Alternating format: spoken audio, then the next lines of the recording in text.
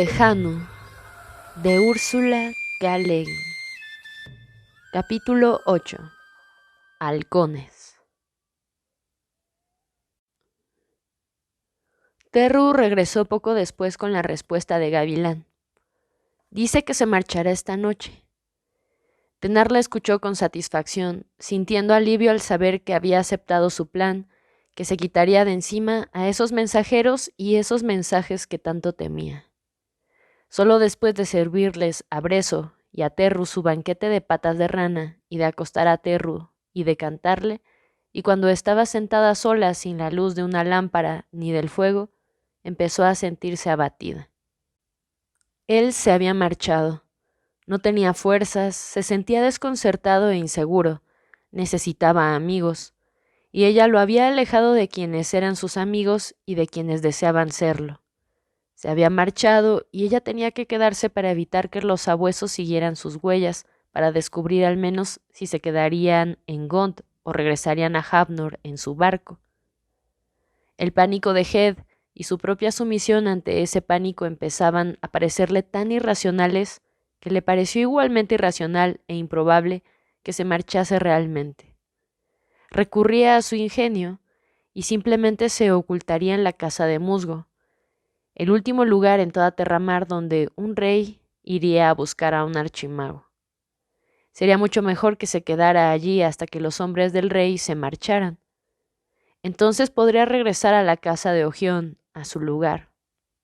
Y la vida seguiría como antes, ella cuidándolo hasta que él recuperara sus fuerzas y él brindándole su valiosa compañía. Una sombra contra las estrellas en el vano de la puerta. «Psst, ¿estás despierta?» Tía Musgo entró. «Bien, se ha marchado», dijo, conspiradoramente jubilosa. Se fue por el viejo camino del bosque.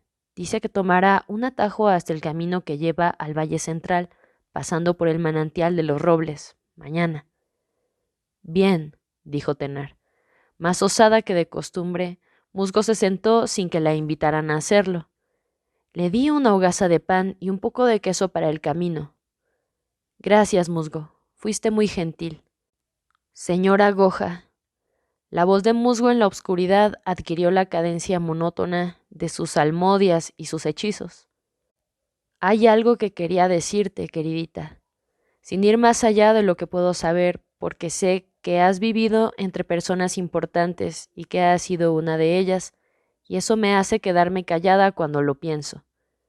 Y sin embargo hay cosas que yo sé que tú no podrías saber, a pesar de que aprendiste las runas y el habla arcana y todo lo que has aprendido de los sabios y en otras tierras». «Así es, Musgo». «Sí, bien entonces. Por eso, cuando hablamos de que las brujas reconocen a las brujas y de que el poder reconoce el poder, y yo dije, hablando de que se ha marchado, dije que ya no era un mago, no importa lo que haya sido, y sin embargo tú no estabas de acuerdo. Pero yo tenía razón, ¿verdad?» «Sí, sí, tenía razón». Él mismo lo dijo. Por supuesto que lo dijo. Él no anda diciendo mentiras ni dice que esto es aquello y que aquello es esto hasta que uno no sabe que es nada. Tengo que reconocerle eso. Tampoco es de esos que tratan de mover una carreta sin un buey. Pero te voy a decir sin rodeos que me alegro de que se haya marchado, porque no serviría de nada. Ya no serviría de nada, ahora que es otra persona y todo eso. Tenar no tenía ni la más remota idea de qué pretendía decir, excepto por su imagen de tratar de mover una carreta sin un buey. «No sé por qué tiene tanto miedo», dijo. «Bueno, en parte lo sé, pero no comprendo por qué siente tanta vergüenza. Pero sé que piensa que tendría que haber muerto. Y sé que lo único que entiendo de la vida es que uno tiene que tener una tarea que hacer y ser capaz de hacerla. Ahí está la satisfacción y la gloria y todo. Y si no puedes hacer esa tarea o si te la arrebatan, entonces, ¿de qué sirve nada? Tienes que tener algo». Musgo escuchaba y asentía como si estuviese escuchando palabras sabias, pero después de una corta pausa dijo: «Es raro para un hombre viejo ser un muchacho de 15 años, no cabe duda». Tenar estuvo a punto de decir: «¿De qué estás hablando, musgo?», pero algo le impidió hacerlo. Se dio cuenta de que había estado prestando atención para oír entrar a Jed en la casa cuando regresara de sus vagabundeos por la ladera, que había estado atenta al sonido de su voz, que su cuerpo negaba su ausencia. Miró súbitamente a la bruja, un bulto negro e informe sentado en la silla de hojión junto al hogar vacío. «Ah», dijo, y de pronto se le ocurrieron 1000 ideas a la vez. «Por eso», dijo, «por eso yo nunca». Después de un largo silencio dijo: «Los hechiceros, ellos... ¿Es un hechizo?». Sin duda, queridita», dijo Musgo. «Se hechizan a sí mismos. Algunos te dirán que hacen un trato, como una boda al revés, con votos y todo, y que así adquieren su poder. Pero a mí eso me suena raro, como hacer un trato con los poderes antiguos más que lo que hace una verdadera bruja. Y el viejo mago, él me dijo que no hacían esas cosas, pero he conocido a algunas brujas que lo hacen, y no se hace mucho daño con eso. Las que me criaron hacían eso, prometiendo virginidad. Oh, sí, no había hombres, tú me lo dijiste, y los que había, nada. Terrible. Pero, ¿por qué? ¿Por qué no pensé nunca? La bruja lanzó una sonora carcajada. Porque ese es el poder que tienen, queridita. No piensas, no puedes pensar, y ellos tampoco, después de que han urdido su sortilegio. ¿Cómo podrían pensar? ¿Con su poder? No serviría, ¿verdad? No serviría. No se consigue nada sin dar otro tanto. Eso se aplica a todo, así es. Así que ellos lo saben, los brujos, los hombres de poder, lo saben mejor que nadie. Pero, tú sabes, es molesto para un hombre no ser un hombre, aunque pueda hacer que el sol baje del cielo. Y por eso se olvidan del asunto con sus sortilegios de atadura. Y se olvidan de veras. Incluso en estos malos tiempos en que vivimos, con los sortilegios que no sirven de nada y todo eso, no he oído de ningún mago que rompa esos sortilegios tratando de usar su poder para darle placer al cuerpo. Hasta el peor de todos tendría miedo de hacerlo. Por supuesto, hay algunos que crean ilusiones, pero solo se engañan a sí mismos. Y hay brujos de poca monta que hacen malas brujerías y cosas por el estilo. Algunos de ellos prueban sus sortilegios de seducción con las campesinas, pero por lo que yo sé, esos sortilegios no sirven de mucho. Lo que sucede es que un poder es tan grande como el otro y cada uno va por su lado. Así lo veo yo. Tenar seguía sentada, pensando, absorta. Finalmente dijo: «Se apartan». «Sí, un hechicero tiene que hacer eso». «Pero tú no». «¿Yo? Yo solo soy una bruja vieja, queridita». «¿Qué edad tienes?». Después de un minuto, Musgo dijo con un dejo de risa desde la oscuridad: «Tan vieja como para no meterme en líos». «Pero tú dijiste, ¿no has sido célibe?». «¿Qué es eso, queridita?». «Como los hechiceros». «Oh, no, no, no. Nunca había nada que mirar, pero yo podía mirarlos de una cierta manera, sin hacer brujerías, tú sabes, queridita. Tú sabes lo que quiero decir. Hay una manera de mirar y él no dejaba de venir, así como un cuervo no deja de graznar. En un día o 2 o 3 llegaba a mi casa. Necesito algo para curarle la sarna a mi perro. Necesito un té para mi abuela enferma. Pero yo sabía lo que quería, y si me gustaba bastante quizá lo conseguía. Y por amor. No soy de esas, tú sabes, aunque quizá algunas brujas lo son, pero son una deshonra para nuestro arte, digo yo. Yo practico mi arte si me pagan, pero para mi placer actúo por amor, eso digo yo. No es que todo sea placer, todo eso. Estuve enloquecida por un hombre durante mucho tiempo, años. Era un hombre apuesto, pero de corazón duro, frío. Hace mucho que murió. El padre de ese Townsend, que volvió aquí para quedarse a vivir. Tú lo conoces. Ay, no podía dejar de pensar en ese hombre. Así que usé mi arte. Le eché muchos sortilegios, pero no sirvió de nada. Todo para nada. No se le puede pedir peras al olmo. Y me vine a Realby cuando era una muchacha porque estaba metida en un lío con un hombre del puerto de Gont. Pero no puedo hablar de eso porque era gente rica, importante. Ellos eran los que tenían poder, no yo.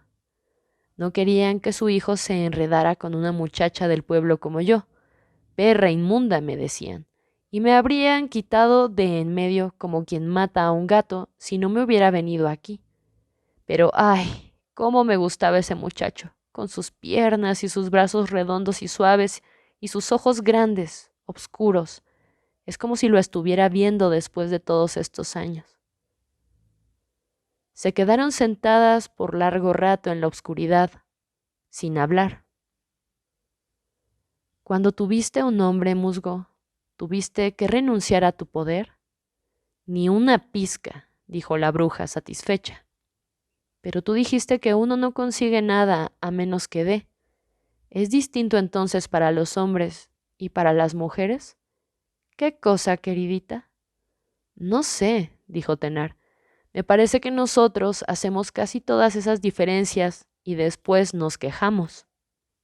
No sé por qué el arte de la magia, por qué el poder, tiene que ser diferente para un brujo y una bruja, a menos que el poder mismo sea diferente, o el arte. El hombre da, queridita, la mujer recibe. Tenar se quedó en silencio, pero insatisfecha. Nuestro poder parece insignificante en comparación con el poder de ellos, dijo Musgo, pero es muy profundo. Está lleno de raíces. Es como una vieja zarzamora. Y el poder de un hechicero es como un abeto, tal vez, grande y alto y majestuoso, pero no resiste una tormenta. Nada destruye una zarzamora. Se rió como siempre, croqueando como una gallina, contenta con su comparación. Y bien, dijo animadamente. Por eso, como te dije, quizás sea bueno que se haya marchado y que ya no esté aquí, para que la gente del pueblo no empiece a hablar. ¿A hablar? Tú eres una mujer respetable, queridita, y la reputación de una mujer es su riqueza. Su riqueza, repitió Tenar, con el mismo tono inexpresivo. Luego volvió a decir, su riqueza, su tesoro, su caudal, su valor. Se puso de pie, incapaz de quedarse quieta en la silla, estirando la espalda y los brazos, como los dragones que se metían en cuevas, que construían fortalezas para ocultar su tesoro, su caudal, para estar protegidos, para dormir sobre su tesoro, para hacer su tesoro. Recibir, recibir y no dar nunca. Ya conocerás el valor de una buena reputación, dijo Musgo secamente, si la pierdes. No es todo, pero es difícil sustituirla. ¿Dejarías de ser una bruja para ser respetable, Musgo? No sé, dijo Musgo al cabo de un rato con aire pensativo. No sé si sabría hacerlo. Tal vez tenga un don, pero no el otro.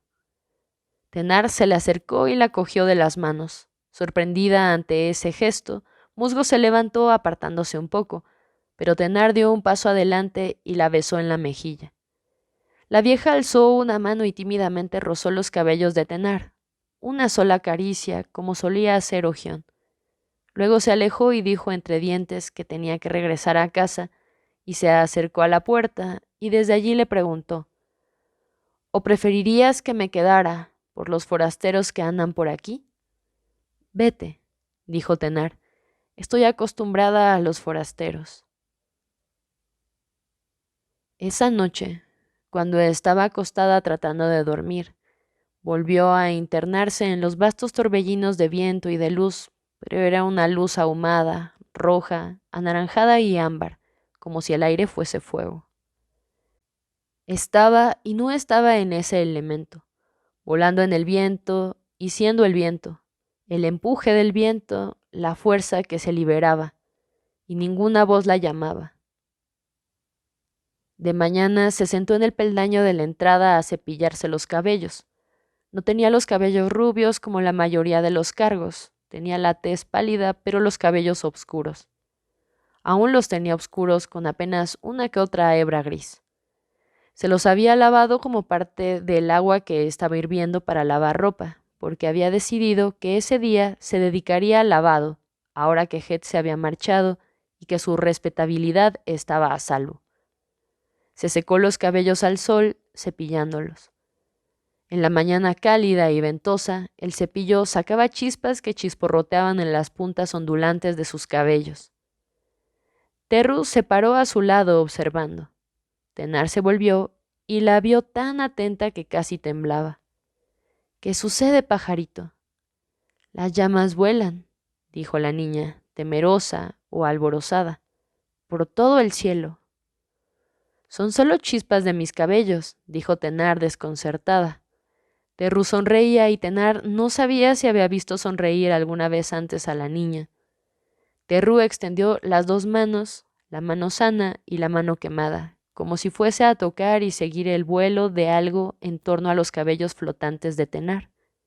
Las llamas vuelan, repitió, y luego rió. En ese instante Tenar se preguntó por primera vez cómo la vería Terru, cómo vería el mundo, y se dio cuenta de que no lo sabía, que no podía saber qué vería alguien con un ojo consumido por el fuego, y recordó las palabras de Ogión. Le temerán. Pero ella no le temía en absoluto a la niña, no le temía y siguió cepillándose los cabellos, enérgicamente, para que salieran chispas, y volvió a oír la ronca risa de júbilo. Lavó las sábanas, los estropajos, sus mudas, y su otro vestido y los vestidos de Terru, y después de asegurarse de que las cabras estaban en la dehesa cercada, los extendió en el prado para que se secaran sobre la hierba seca, colocando piedras sobre las prendas porque soplaba un viento borrascoso con un ímpetu de fines de verano. Terru había ido creciendo. Aún era muy pequeña y delgada para su edad, posiblemente unos 8 años, pero en los últimos 2 meses, con las heridas cicatrizadas por fin y sin sufrir dolores, había empezado a correr más por todas partes y a comer más. La ropa, vestidos usados de la hija menor de Alondra, una niña de 5 años, le iba quedando chica. A Tenar se le ocurrió que podría ir a la aldea a visitar al tejedor Abanico y ver si le podía dar 1 o 2 trozos de tela a cambio de los restos que le había estado mandando para los cerdos. Quería hacerle alguna prenda a Terru, y también quería visitar al viejo Abanico. La muerte de Ogión y la enfermedad de Heath la habían mantenido alejada de la aldea y de la gente que había conocido allí. Como siempre, la habían alejado de lo que conocía, de lo que sabía hacer, del mundo en el que había elegido vivir. Un mundo que no era el mundo de los reyes y las reinas, de los grandes poderes y dominios, de las grandes artes, y de viajes y aventuras, pensaba mientras se aseguraba que Terru estaba con Brezo y se echaba a andar hacia el pueblo, sino de gente sencilla que hacía cosas sencillas, como casarse y criar hijos, y dedicarse a la labranza y coser y a hacer el lavado. Pensaba en eso con cierto espíritu vengativo, como si le estuviese hablando a Heath, que ahora indudablemente estaría a mitad del camino del Valle Central. Lo imaginó en el camino, cerca del claro donde había dormido con Terru. Se imaginó al hombre delgado, de cabellos cenicientos, caminando solo y en silencio, con una media hogaza de pan de la bruja en el bolsillo y el corazón abrumado de dolor.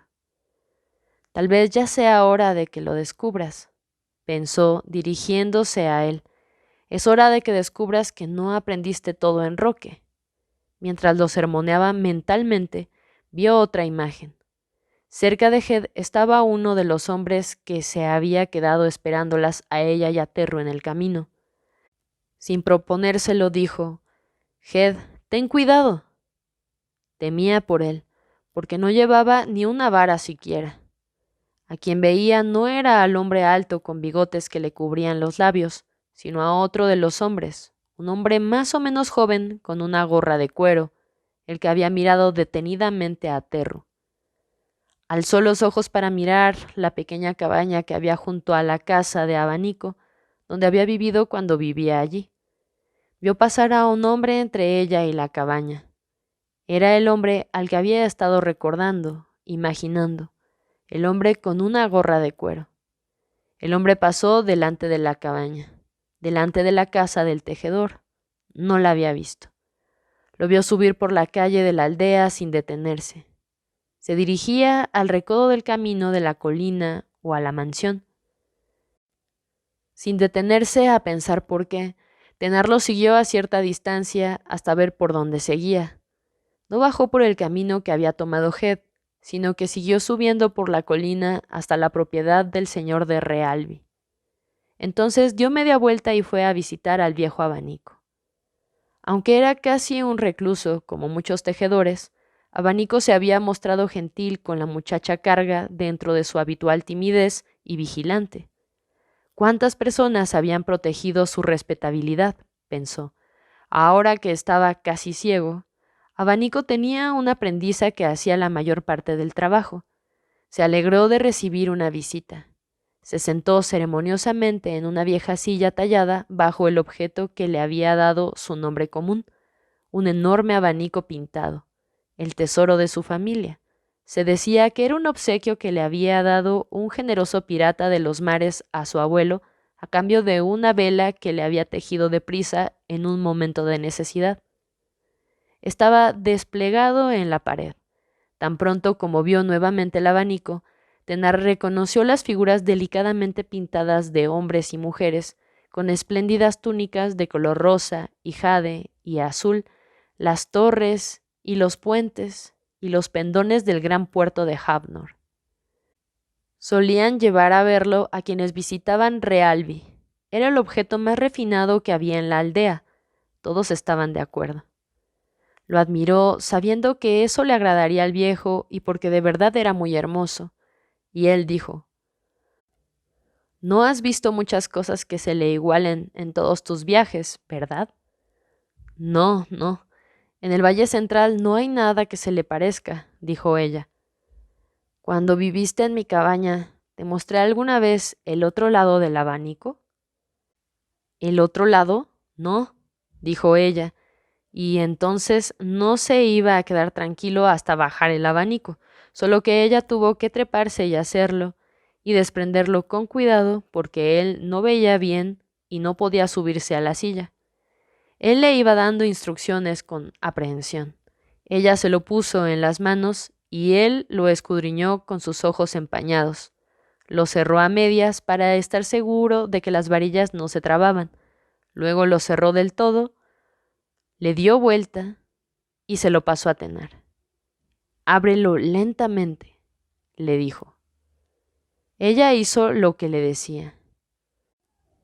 Vio dragones que se movían al moverse los pliegues del abanico, dragones de tonos pálidos, rojo, azul, verde, pintados con pinceladas finas, difusas sobre la seda amarillenta, que se movían y se agrupaban, así como estaban agrupadas las figuras del reverso entre nubes y picos de montaña. «Ponlo contra la luz», dijo el viejo abanico. Ella hizo lo que le decía y vio los dos lados, los dos dibujos convertidos en uno solo por la luz que atravesaba la seda, de modo que las nubes y los picos eran las torres de la ciudad, y los hombres y las mujeres tenían alas, y los dragones tenían ojos humanos. «¿Ves?» «Veo», murmuró ella. «No alcanzo a ver ahora, pero está en los ojos de mi mente. No a muchos les muestro eso. Es prodigioso». «Quería mostrárselo al viejo mago», dijo Abanico, «pero entre una cosa y otra nunca lo hice». Tenar hizo girar una vez más el abanico poniéndolo a contraluz. Luego volvió a colgarlo donde estaba, con los dragones ocultos en la oscuridad, los hombres y las mujeres caminando a la luz del día. A continuación, Abanico la llevó a ver los cerdos, un buen par de cerdos que iban engordando primorosamente para convertirse en chorizos en el otoño. Comentaron las torpezas de Brezo cuando les llevaba los restos. Tenar le dijo que soñaba con un pedazo de tela para hacerle un vestido a una niña, y a él le encantó la idea y sacó todo un corte de lienzo fino para dárselo, mientras la joven, que era su aprendiza y que parecía haber adquirido su insociabilidad junto con su oficio, golpeteaba en el telar, imperturbable y malhumorada. De regreso a casa, Tenar imaginó a Terru sentada ante ese telar. Sería una manera digna de ganarse la vida. Era un trabajo tedioso en gran parte, siempre lo mismo, pero el tejer era un oficio honorable y en algunas manos era un arte noble. Y la gente esperaba que los tejedores fueran un poco retraídos, que en muchos casos no se casaran, aislados como estaban en su trabajo, pero los respetaban. Y trabajando en casa, en el telar, Terru no tendría que enseñar el rostro. Pero, ¿y la mano contrahecha? ¿Podría mover la lanzadera, armar la urdimbre con esa mano? ¿Y tendría que ocultarse toda la vida? Pero, ¿qué debía hacer? Sabiendo lo que ha de ser su vida, Tenar decidió pensar en otra cosa, en el vestido que iba a hacer. Los vestidos de la hija de Alondra eran vestidos toscos, hechos en casa, tan feos como el lodo. Podría teñir la mitad del corte, de amarillo tal vez, o con rubia roja de la ciénaga, y luego hacer un delantal largo o un sobrevestido blanco, con un volante plegado. La niña tendría que ocultarse ante un telar en la oscuridad y no tener jamás una falda con volantes, e incluso le quedaría tela para otro vestido, y para un segundo delantal si cortaba la tela con cuidado. ¡Terru! Gritó mientras se acercaba a la casa. Breso y Terru estaban en la dehesa de retamas cuando ella se había marchado. Gritó nuevamente. Quería mostrarle la tela a Terru y hablarle del vestido. Breso apareció en la esquina de la cabaña donde guardaban los alimentos, con la boca abierta, arrastrando a Zipi de una cuerda. ¿Dónde está Terru? Contigo, respondió Breso con tanta calma que Tenar miró en torno, buscando a la niña antes de comprender que Breso no tenía la menor idea de dónde estaba y que simplemente había dicho lo que quería creer. ¿Dónde la dejaste? Breso no tenía la menor idea. Nunca había decepcionado a Tenar hasta entonces. Al parecer comprendía que nunca había que perder de vista a Terru, como si fuese una cabra. Pero tal vez era Terru quien lo había entendido así desde un comienzo y se mantenía siempre donde los demás la vieran. Eso pensaba Tenar mientras, al ver a Breso, no le daba ninguna pista comprensible. Empezaba a buscar y a llamar a la niña sin recibir respuesta. Se mantuvo lejos de la orilla del precipicio todo el tiempo que pudo. El día que habían llegado allí le había explicado a Terru que nunca debía bajar sola por las laderas empinadas que había más abajo de la casa, ni caminar por la orilla escarpada que había hacia el norte, porque con un solo ojo no se podía calcular con precisión la distancia ni la profundidad. La niña le había obedecido, siempre le obedecía. Pero los niños se olvidan, pero ella no se olvidaría. Podía acercarse a la orilla sin saberlo, pero seguramente había ido a la casa de musgo. Eso era. Como ya había ido sola allí la noche anterior, había ido nuevamente. Eso era, sin duda. No estaba allí. Musgo no la había visto. Yo la encontraré, queridita, le aseguró a Tenar, pero en lugar de subir a buscarla por el sendero del bosque, como Tenar había esperado que hiciese, Musgo empezó a hacerse nudos en el pelo, preparándose a urdir un sortilegio de encuentro. Tenar regresó corriendo a la casa de Ojión, dando voces una y otra vez, y esta vez miró hacia las laderas empinadas que había más abajo de la casa, esperando ver la diminuta silueta agachada, jugando entre las enormes piedras. Pero solo vio el mar, rizado y oscuro en el extremo de esas campiñas inclinadas, y se sintió aturdida y angustiada. Llegó hasta la tumba de Ojión, y un poco más lejos, subiendo por el sendero del bosque, dando voces. Al cruzar nuevamente la pradera, vio al cernícalo cazando en el mismo sitio donde Head lo había estado observando mientras cazaba. Esta vez el cernícalo se detuvo y atacó y alzó vuelo con una pequeña criatura entre las garras. Voló rápidamente hacia el bosque. Está alimentando a sus crías, pensó Tenar. Todo tipo de ideas cruzaron por su mente, muy vívidas y claras, al pasar junto a la ropa lavada que había dejado en la hierba, seca ya. Tendría que recogerla antes de la noche. Tenía que buscar por todas partes en la casa, en la cabaña de los alimentos, en el establo, más atentamente. Ella tenía la culpa. Ella había hecho que esto sucediera por pensar en hacer de Terru una tejedora, encerrándola en la oscuridad para que trabajara allí, para que fuera respetable.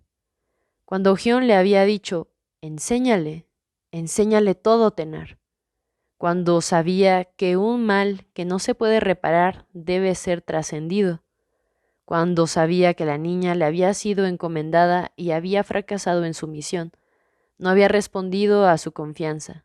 La había perdido ese gran y único obsequio.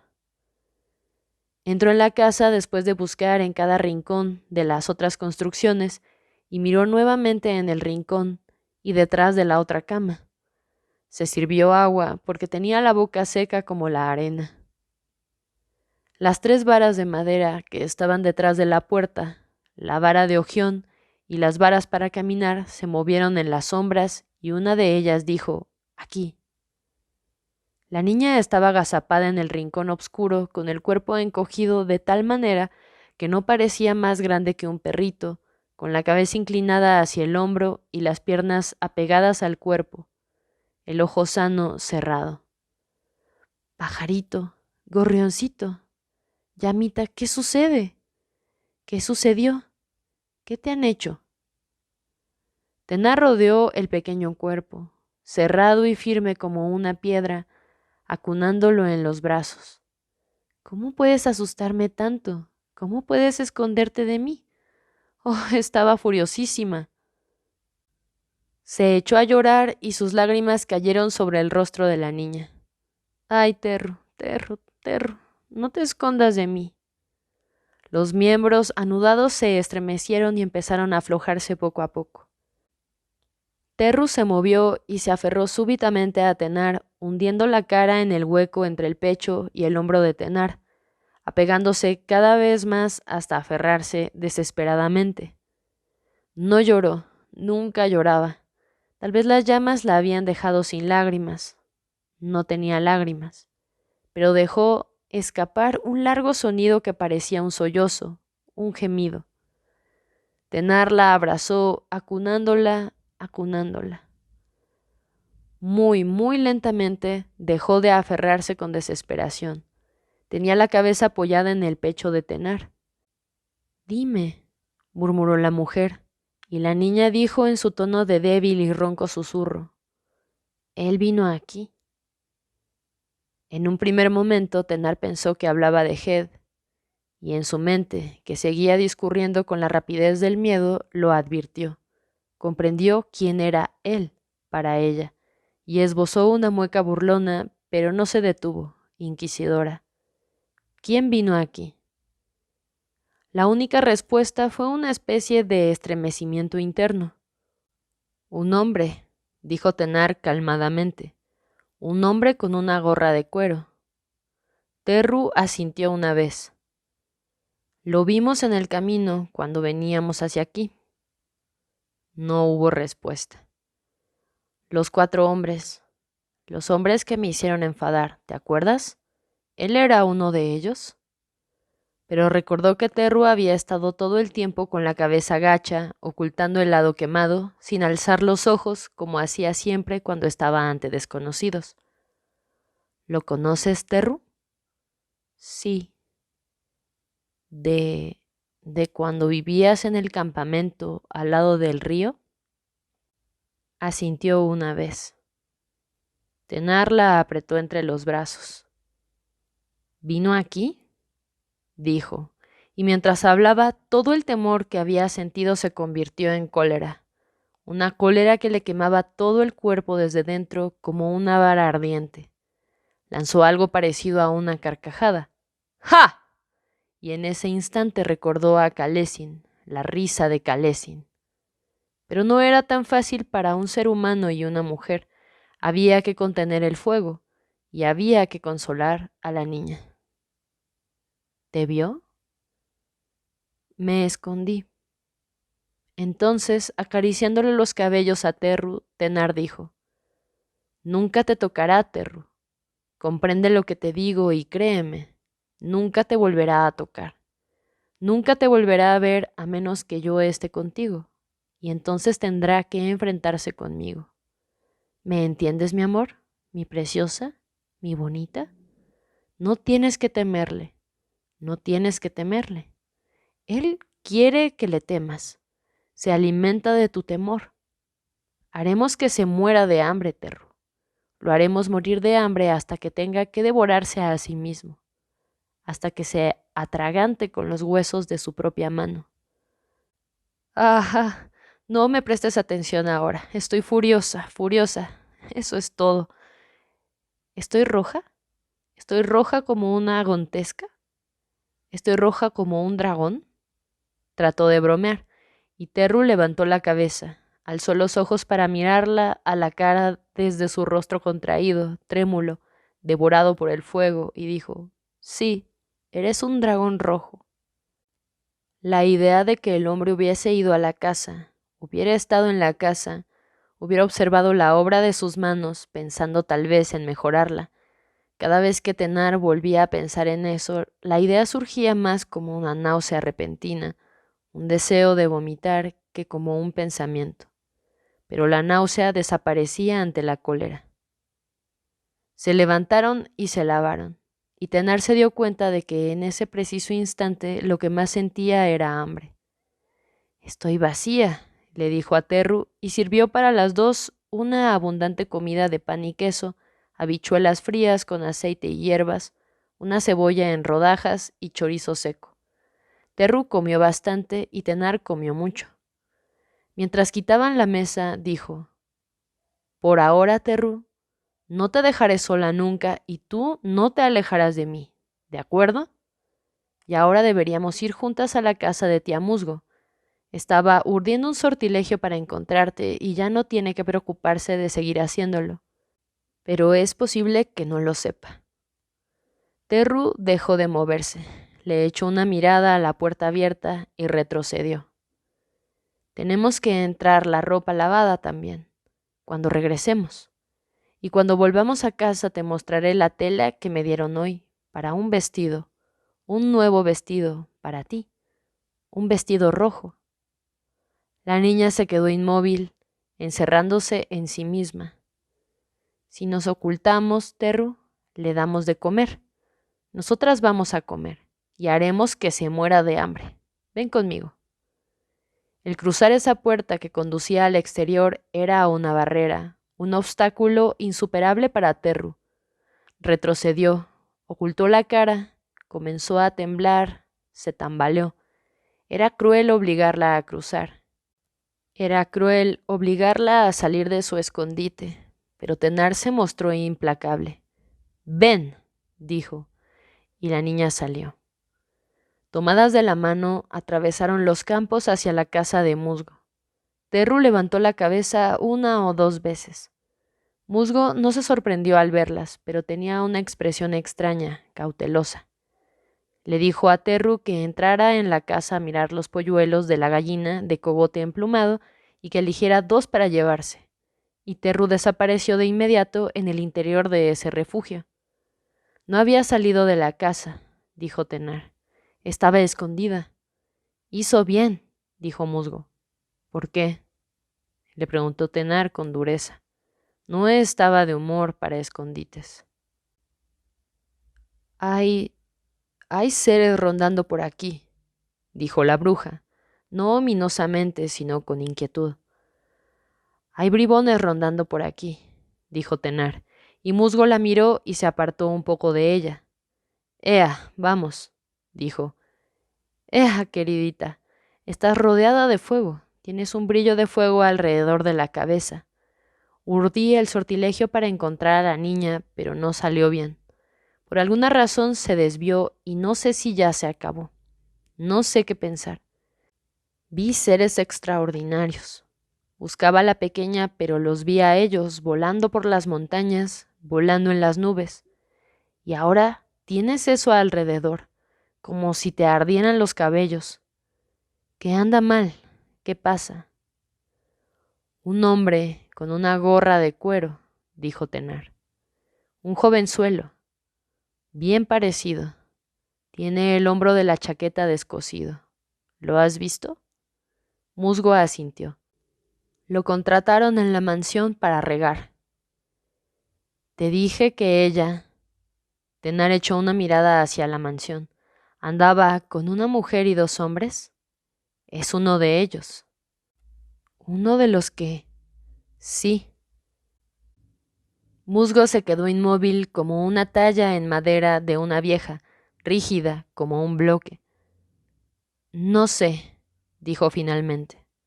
Yo creía que sabía bastantes cosas, pero no sé. ¿A, a, a, a qué podría haber venido? ¿A verla? Si es su padre, quizá haya venido a exigir que se la entreguen. ¿A exigir? Ella le pertenece. Tenar hablaba en tono inexpresivo. Miraba las cumbres de la montaña de Gont mientras hablaba. Pero no creo que sea el padre. Pienso que este es el otro, el que fue a la aldea a decirle a mi amiga que la niña se había hecho daño. Musgo seguía perpleja, aterrorizada aún por sus conjuros y visiones, por la furia de Tenar, por la presencia de un mal abominable. Sacudió la cabeza desolada. No sé, dijo. Yo creía que sabía bastantes cosas. ¿Cómo pudo volver aquí? A comer, dijo Tenar. A comer. No volveré a dejarla sola. Pero mañana, Musgo, tal vez te pida que te quedes con ella por 1 hora. Algo así, de mañana. ¿Harías eso mientras yo voy a la mansión? Sí, queridita, por supuesto. Podría echarle un sortilegio de ocultamiento si quieres.